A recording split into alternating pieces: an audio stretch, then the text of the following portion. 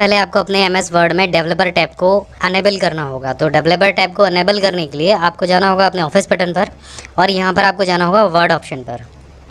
Popular tab में आपको 4 option दिखाई देंगे और यहाँ पर आपको दिखाई देगा show developer tab in the ribbon. इस पर टिक लगा दीजिए और इसे यहाँ से ओके कर दीजिए। जैसे आप इसे यहाँ से ओके करेंगे आपको अपने रिबन में डेवलपर टैब दिखाई देने लग जाएगा। और सबसे पहले आपको यहाँ पर ऑप्शन दिखाई देगा विजुअल बेसिक का और उसके बाद आपको दिखाई देगा मैक्रो। अब मैक्रो होता क्या है हम थोड़ा सा समझ लेते हैं। असल में मैक्रो आपके किए गए स्टेप्स को रिकॉर्ड करता है और रिकॉर्डिंग के आधार पर जब आप उसे दोबारा से रन कराते हैं तो उन्हीं स्टेपों को दोबारा फॉलो कर लेता है। तो सबसे पहले जान लेते हैं मैक्रो का फ़ायदा क्या होता है। आप यहाँ पर देख रहे हैं एक लिस्ट बनी हुई है और हमें इस लिस्ट के हर नाम के पीछे एक डैश लगाना है कुछ इस तरीके से और एक एंटर करना है और एंटर के बाद में भी हमें यहाँ पर कुछ डैश लगाने हैं और ये हमें जो प्रक्रिया है वो हर नाम के साथ में करनी है। तो अगर आप मैक्रो नहीं लगाएंगे तो ये कुछ टिपिकल हो सकती है या फिर हमें हर नाम को मान लीजिए यहाँ पर ब्रैकेट में बंद करना है कुछ इस तरीके से। मैं आपको दिखा देता हूँ। तो हर नाम को अगर आप ब्रैकेट में बंद करेंगे तो भी अगर आप मैनुअल करेंगे तो आपको बहुत टाइम लगेगा, हिंदी में हो चाहे इंग्लिश में हो। तो यहाँ पर हम जान लेते हैं कि ये काम हम मैक्रो की सहायता से कैसे कर पाते हैं। तो इन ब्रैकेट और डैश को हटा देते हैं हम। मैक्रो बनाने से पहले आपको एक चीज़ और ध्यान देनी होगी कि आपको मैक्रो को स्टार्टिंग और एंडिंग पॉइंट बताना होगा और ऐसा स्टार्टिंग और एंडिंग पॉइंट हो जिसको वो लूप में चला सके, यानी जहाँ से शुरू हो वहीं पर ख़त्म होना चाहिए। तो हम आपको बता देते हैं स्टार्टिंग पॉइंट के लिए आप ये जो शब्द है राम, इसको हम थोड़ा सा जूम कर लेते हैं। ये हम इसको स्टार्टिंग पॉइंट बता देते हैं और इसी पॉइंट पर आकर अगली बार ये एंडिंग पॉइंट बनेगा। तो देख लेते हैं ये कैसे बनेगा। यहाँ पर हम रिकॉर्ड मैक्रो पर जाते हैं। जब आप रिकॉर्ड मैक्रो पर जाएंगे तो आपको यहाँ पर मैक्रो नेम देना होगा। तो हम यहाँ पर कोई भी नाम दे देते हैं या इस नाम को भी हम मान लेते हैं। उसके बाद आपको यहाँ पर दिखाई देगा कीबोर्ड। तो आप एक मैक्रो बनाने के बाद उसको कीबोर्ड से रन भी करा सकते हैं। तो यहाँ पर आप एक कीबोर्ड के लिए शॉर्टकट की दे देंगे, कोई भी शॉर्टकट की दे सकते हैं, लेकिन ध्यान रखें कि वो शॉर्टकट की पहले से विंडोज़ के साथ या एमएस वर्ड के साथ काम ना करती हो। तो हम यहाँ पर शिफ्ट कंट्रोल एम एक शॉर्टकट की बना देते हैं और इसको यहाँ पर ऐड करा लेते हैं। इसे क्लोज कर देते हैं और अब आपका मैक्रो रिकॉर्ड होना शुरू हो गया है। आप देखेंगे आपके माउस के कर्सर पर एक पुराने ज़माने की कैसेट जैसा एक निशान आ गया है। तो हम शुरू करते हैं। हम सबसे पहले दबाएंगे एंड का बटन। तो जो हमारा कर्सर है वो उस पहले टाइप किए हुए नाम के पीछे आ गया है। इसके बाद एक स्पेस देंगे और स्पेस देने के बाद में हम यहाँ पर डैश लगाएंगे। डैश लगाने के बाद हम एक एंटर करेंगे और एंटर करने के बाद हम यहाँ पर कुछ डैश और लगाएंगे। इसके बाद हम इसे एरो की से नीचे लेके आएंगे और पहले नाम के आगे इसको छोड़ देंगे, जैसे कि वो पुरानी स्थिति में था ऊपर वाले नाम के आगे। अब इसको यहाँ से स्टॉप कर देंगे और ये मैक्रो आपका रिकॉर्ड हो गया। यानी आपने देखा कि हमने यहाँ नाम के पहले से शुरू किया था और लास्ट में आके उसको नाम के पहले ही छोड़ दिया है। ये एक लूप बन जाएगा। अगली बार जब आप मैक्रो को रन करेंगे तो ये इसी तरीके से काम करना शुरू कर देगा। अब मैक्रो को रन कैसे कराते हैं? तो रन कराने के लिए आप या तो वही शॉर्टकट की का इस्तेमाल कीजिए, लेकिन ये ध्यान रखिएगा कि जो कर्सर है वो आपके नाम के पहले होना चाहिए। तो यहाँ पर हम वही शॉर्टकट की इस्तेमाल करते हैं। शिफ्ट कंट्रोल एम हमने बनाया था। आप देखेंगे, ये देखिए जल्दी जल्दी सभी नामों के आगे मैक्रो रन करने लग गया है, क्योंकि हमने उसको इसी तरीके की एक शॉर्टकट की दी थी और जहाँ से शुरू किया था वहीं पर हमने इसको ख़त्म किया था। अब ऐसा नहीं है कि आप एक ही मैक्रो बना सकते हैं, आप अलग अलग शॉर्टकट की के साथ में अलग अलग मैक्रो भी बना सकते हैं। तो हम एक मैक्रो और बना के देखते हैं। हम यहाँ पर ब्रैकेट लगा कर देखेंगे क्या सभी नामों के आगे ब्रैकेट लग जाएगा। तो ठीक है, एक मैक्रो और रिकॉर्ड कर लेते हैं। यहाँ पर आप देखेंगे मैक्रो 3 अपने आप आ गया है। मैक्रो 2 आपका पहले रिकॉर्ड किया हुआ है। अब मैक्रो 3 को हम एक शॉर्टकट की और दे देते हैं, शिफ्ट कंट्रोल एन। यहाँ पर इसको साइन कर देते हैं, इसको क्लोज कर देते हैं। अब आप देखिए हम शुरू करते हैं। जो हमारा कर्सर है वो नाम के पहले है, तो हम यहाँ पर लगाएंगे ब्रैकेट। उसके बाद एंड की प्रेस करेंगे और उसके बाद ब्रैकेट को क्लोज करेंगे। एरो की से कर्सर को नीचे लेके आएंगे, नाम के पहले ले जाएंगे। ये हो गया सिंपल मैक्रो, हमने रिकॉर्ड कर लिया। इसको यहीं पर छोड़ देंगे और मैक्रो को स्टॉप करेंगे। आप देखिए मैक्रो रिकॉर्ड हो चुका है।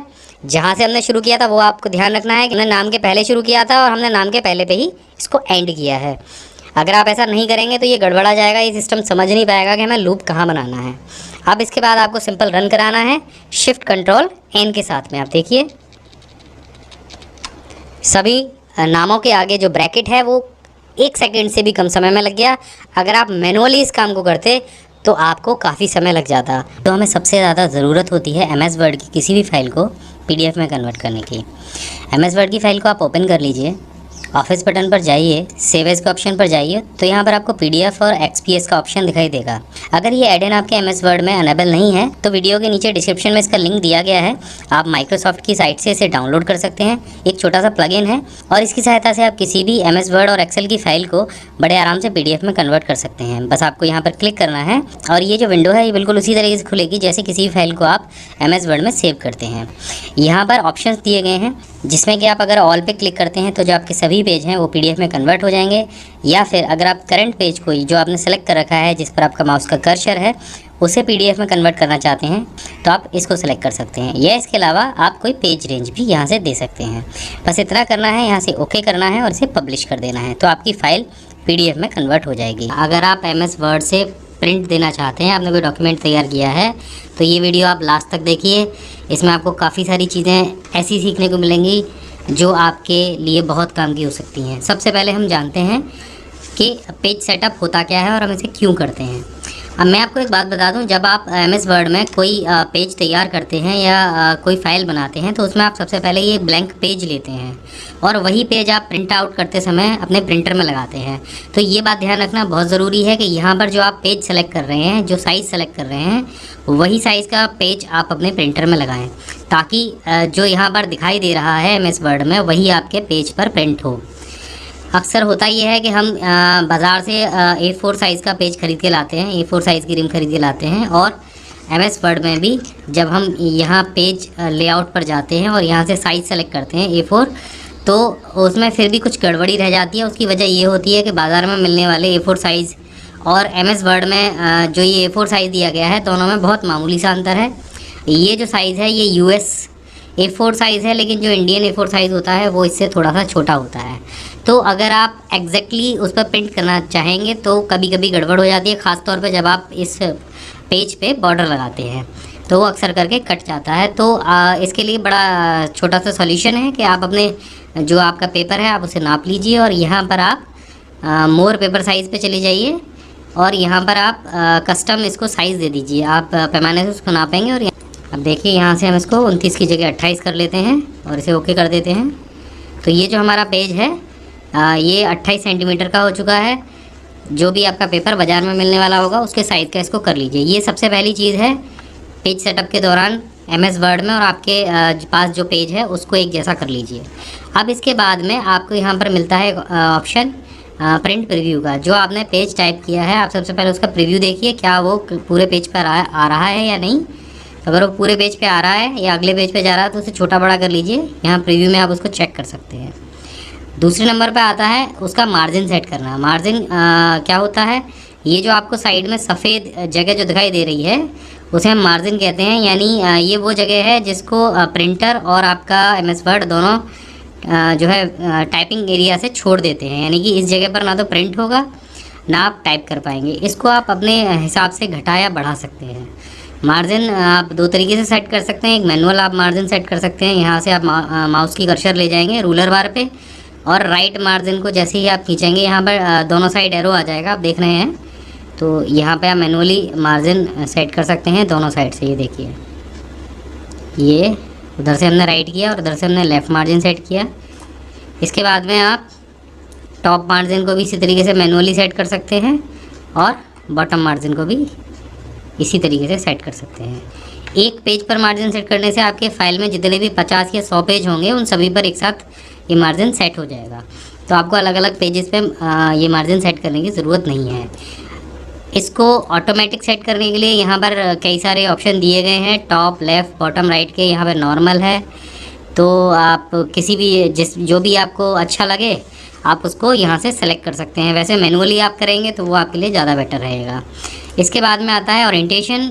यहाँ पर ये दो ऑप्शन दिए गए हैं, एक पोर्ट्रेट दिया गया है, एक लैंडस्केप दिया गया है। पोर्ट्रेट ये जो पेज सीधा खड़ा होता है उसे कहते हैं, और लैंडस्केप इस तरीके से जो आड़ा पेज होता है उसको कहते हैं। अब आपको प्रिंटर में आड़ा पेज लगाने की ज़रूरत नहीं है, आप प्रिंटर में जो है सीधा ही पेज लगाएं। उस पर जब आप वो पेज एंटर करेंगे तो उस पर इस हिसाब से प्रिंट आउट होगा, आप उसको बाद में निकाल के सीधा कर सकते हैं, क्योंकि प्रिंटर में आड़ा पेज लग ही नहीं सकता। तो आप ये ना सोचें कि मुझे प्रिंटर में भी आड़ा ही पेज लगाना पड़ेगा या उसमें इस तरीके का पेज नहीं आएगा। तो आप प्रिंटर में जैसे आपके पेज लगे हो उसी तरीके से लगाइए, ये आपके राइट साइड पे इस तरीके से टेढ़ा करके इसको प्रिंट कर देगा। तो आगे हम आपको लिफाफे पे प्रिंट करना भी बताएंगे, उसमें हम इन चीज़ों के बारे में आपको और बारीकी से बताएंगे। इसके बाद आता है साइज़। तो साइज़ के बारे में मैंने आपको बता ही दिया, आपके पास जैसा भी पेपर अवेलेबल हो, A4 हो, लेटर साइज़ हो, लीगल साइज़ हो, A5 साइज़ हो, A6 साइज़ हो, आप उस जिस साइज़ का पेपर अपने प्रिंटर में लगा रहे हैं उसी साइज़ का जो पेपर है वो आप यहाँ पर सेलेक्ट कीजिए। इसके बाद इसको क्लोज़ कर दीजिए और ऑप्शन आता है इसके बाद प्रिंट का। आप ऑफिस बटन पे क्लिक करेंगे और प्रिंट के ऑप्शन में जाएंगे। जब आप प्रिंट करेंगे तो आपको सबसे पहले ऊपर यहाँ दिखाई देगा प्रिंटर का नाम। अब आपके पास 4 या 5 प्रिंटर हैं, हमारे यहाँ पर नेटवर्क प्रिंटर भी जुड़े हुए हैं कुछ, और ये जो प्रिंटर है वो हमारे सिस्टम से लगा हुआ है, जो डायरेक्ट लगा हुआ है वो कोनिका मंटेला ये प्रिंटर है। अब इस प्रिंटर को सिलेक्ट कर लीजिए जो आपके सिस्टम से जुड़ा हुआ हो या आपके नेटवर्क पे जिस पे भी आप प्रिंट देना चाहें। उसके बाद में ऑप्शन आता है यहाँ पर पेज रेंज का। तो आपकी फ़ाइल में अगर आपने 100 पेज बना रखे हैं और आप सभी का प्रिंट एक साथ में देना चाहते हैं तो आप ऑल को सिलेक्ट कर सकते हैं। लेकिन अगर आप किसी ख़ास पेज को प्रिंट करना चाहते हैं, जैसे मैं इस पेज को केवल ये जो मुझे सामने दिखाई दे रहा है इसको मैं प्रिंट करना चाहता हूँ, तो यहाँ पर सिर्फ मुझे करंट पेज को सिलेक्ट करना पड़ेगा। इसके बाद में एक ऑप्शन आता है सिलेक्शन का। ये अभी आपको डिस्प्ले नहीं हो रहा है, वो सिलेक्शन डिस्प्ले तब होगा जब आप चाहते हैं कि आप सिर्फ इस पैराग्राफ का प्रिंट निकालें। तो आप इस पैराग्राफ को सिलेक्ट कर लें या लाइन को सिलेक्ट कर लें, हम इस पैराग्राफ को सिलेक्ट कर लेते हैं। और जब आप इस पैराग्राफ को सिलेक्ट करके प्रिंट करेंगे तो यहाँ पर ये सिलेक्शन का ऑप्शन आपको दिखाई देने लग जाएगा। तो आप जब इस सिलेक्शन पर टिक लगाएंगे तब प्रिंट आउट में केवल ये पैराग्राफ ही प्रिंट निकलेगा और कोई चीज़ आपकी प्रिंट आउट नहीं निकलेगी। इसके बाद ऑप्शन आता है यहाँ पर पेज का। पेज के ऑप्शन में आप एक रेंज दे सकते हैं, जैसे आपको पेज नंबर 1, 3, 5, 7 इस तरीके से निकालने हैं तो आप यहाँ पर इसको कॉमा लगा के लिख देंगे। यहाँ पर लिखेंगे 1, 3, 5, 7, 9। तो इस तरीके से आप अलग अलग पेजों को छांट के यहाँ पे प्रिंट दे सकते हैं। या फिर आप कोई बीच से कोई सेट लेना है आपको, या 10 से लेकर आपको 15 तक के पेजों का प्रिंट निकालना है तो उसके लिए आप डैश का इस्तेमाल करेंगे। यहाँ सिंपल आप 10-15 लिखेंगे तो पेज नंबर 10 से लेके पेज नंबर 15 तक यहाँ पर प्रिंट आउट हो जाएगा। तो ये तरीका है पेज रेंज को सेलेक्ट करने का। इसके बाद नंबर आता है यहाँ पर कॉपीज़ का। जो आप पेज रेंज दे रहे हैं उसकी आपको कितनी कॉपियाँ निकालनी हैं वो यहाँ से आप भर सकते हैं। अब ये कॉपी आपको सेट में निकालनी है, यानी कि आप चाहते हैं कि पहले ये जो 10 से लेके 15 की कॉपियाँ हैं तो पहले 10 से 15 का एक सेट निकले, फिर 10 से 15 का एक सेट निकले। या फिर आप पहले निकालना चाहते हैं 10 नंबर पेज की 2 कॉपी, तो इस पे से टिक हटा दीजिए। उसके बाद निकलेंगी दूसरे 11 नंबर पेज की 2 कॉपी, 12 नंबर वाले पेज की 2 कॉपी। तो यहाँ पर आपको टिक हटा देनी है।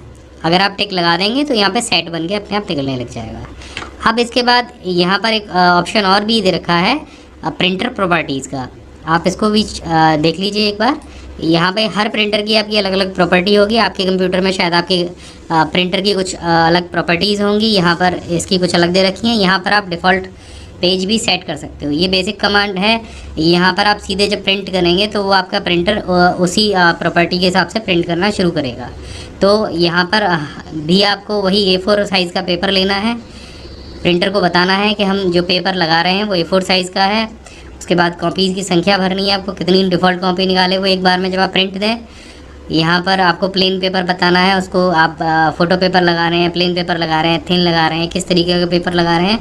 तो या फिर अगर आप इसमें ज़्यादा टेक्निकली उसमें नहीं जाना चाहते हैं तो इसको आप डिफ़ॉल्ट सेट कर दीजिए। ये डिफ़ॉल्ट वो कंडीशन हो जाएगी जो आपके पास कंपनी से प्रिंटर नई कंडीशन में आया होगा।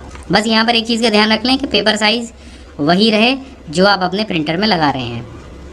इसके बाद आपको सिंपल यहाँ से प्रिंट देना है और आपके प्रिंटर को कमांड चली जाएगी और वो प्रिंट आउट निकाल देगा। दोस्तों यहाँ हमारे पास MS वर्ड में एक फ़ाइल बनी हुई है जिसमें हमने नीचे कुछ राज्य और उनकी राजधानियों की एक लिस्ट बनाई है और ऊपर हमने नीति आयोग के बारे में कुछ 2 पैराग्राफ लिखे हैं जिनको हमने सेम कॉपी किया है। अब आप किस तरीके से सेलेक्ट करते हैं MS वर्ड में मैं आपको बता देता हूँ। आपको अगर ये पैराग्राफ सेलेक्ट करना हो या किसी शब्द को सेलेक्ट करना हो तो आप माउस से क्लिक करके इस तरीके से ड्रैग करते हैं या आगे से पीछे इसको इस तरीके से ड्रैग करते हैं। या पूरे पैराग्राफ को सिलेक्ट करना हो तो आप ऊपर से लेकर नीचे तक इसको इस तरीके से ड्रैग करते होंगे।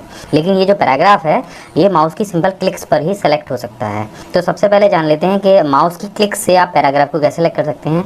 अगर आप किसी भी शब्द को सेलेक्ट करना चाहते हैं, सिंगल शब्द को, तो आपको सिर्फ उस पर जाके एक डबल क्लिक करना होगा तो वो सिंपल जो शब्द है वो सिलेक्ट हो जाएगा।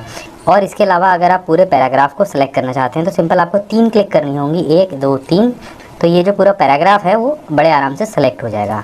अब लाइन को सेलेक्ट करने के लिए आपको क्या करना होगा, आप किसी भी लाइन के आगे क्लिक कीजिए और शिफ्ट के साथ में एंड बटन को प्रेस कीजिए, या कि कीबोर्ड पे दिया गया होता है।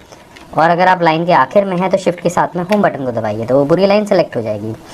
लेकिन अब यहाँ पर ये जो चीज़ें हैं ये बहुत सिंपल हैं, काफ़ी सारे लोग इनको जानते हैं। अब यहाँ पर आ जाते हैं इस लिस्ट पर, और जो मेन ट्रिक है, जो मास्टर ट्रिक है, उसके बारे में जान लेते हैं। इस लिस्ट में से केवल आपको जो राज्यों के नाम हैं वो कॉपी करने हैं और कुछ भी कॉपी नहीं करना है। आमतौर पर जब आप इस लिस्ट को सेलेक्ट करेंगे राज्यों के नाम कॉपी करने के लिए तो आप देखेंगे कि साथ में जो प्रदेश हैं और राजधानी है वो भी सेलेक्ट हो जाएगी। तो केवल इन राज्यों के नामों को हम कैसे निकाल सकते हैं, कैसे अकेले इनको सेलेक्ट कर सकते हैं और कॉपी करके कहीं और दूसरी जगह ले जा सकते हैं। आपको करना ही है, आपको अपने कीबोर्ड से अल्ट बटन को प्रेस करना है और बस आपको नीचे केवल राजधानी के नाम सेलेक्ट करते हुए जाने हैं। आप देखेंगे यहाँ पर हमने राजधानी का नाम सेलेक्ट कर लिया है, आपको कॉपी करना है और कहीं भी नीचे ले जाकर आप उसे पेस्ट कर सकते हैं। तो आप देखिए उस लिस्ट में से सिर्फ राजधानी के नाम यहाँ पर आ गए हैं। इसी तरीके से हम प्रदेशों के नाम भी अगर सेलेक्ट करना चाहें तो आपको सिर्फ यहाँ पर क्लिक करना है, अल्ट बटन को प्रेस करना है और आप देखेंगे सिंपल आप वहाँ से प्रदेश के नाम भी बड़े आराम से कॉपी कर सकते हैं और कहीं भी पेस्ट कर सकते हैं। ये देखिए इस तरीके से। अब एक और बात, सिलेक्शन का एक और तरीका यहाँ पर देख लीजिए। ये जो पैराग्राफ है इसमें से कुछ नाम हमें छांटने हैं और उनकी एक लिस्ट बनानी है। जैसे यहाँ पर अध्यक्ष, उपाध्यक्ष, वित्त मंत्री, रक्षा मंत्री, ये 4 नाम हमें निकालने हैं और इनकी लिस्ट बनानी है। इसके साथ में प्रधानमंत्री को भी जोड़ लेंगे। तो यहाँ पर सिंपल आपको कंट्रोल बटन दबाना है और जिन नामों को आप निकालना चाहते हैं इस पैराग्राफ में से उन पर सिर्फ डबल क्लिक करते जाना है। तो हमने यहाँ पर कंट्रोल बटन को प्रेस कर लिया है, प्रधानमंत्री हमने सेलेक्ट कर लिया। उसके बाद हमने सेलेक्ट किया यहाँ पर अध्यक्ष, उपाध्यक्ष, वित्त मंत्री, रक्षा मंत्री। आप देखेंगे इस समय हमने यहाँ से 5 नाम सेलेक्ट कर लिए हैं। बस आपको कॉपी करना है, पेज के लास्ट में जाना है और उसको पेस्ट कर देना। आप देखिए 5 नामों की एक लिस्ट बन गई है। तो इस तरीके से आप MS वर्ड में काम करते समय अगर सिलेक्शन में इन तरीकों का इस्तेमाल करेंगे तो आप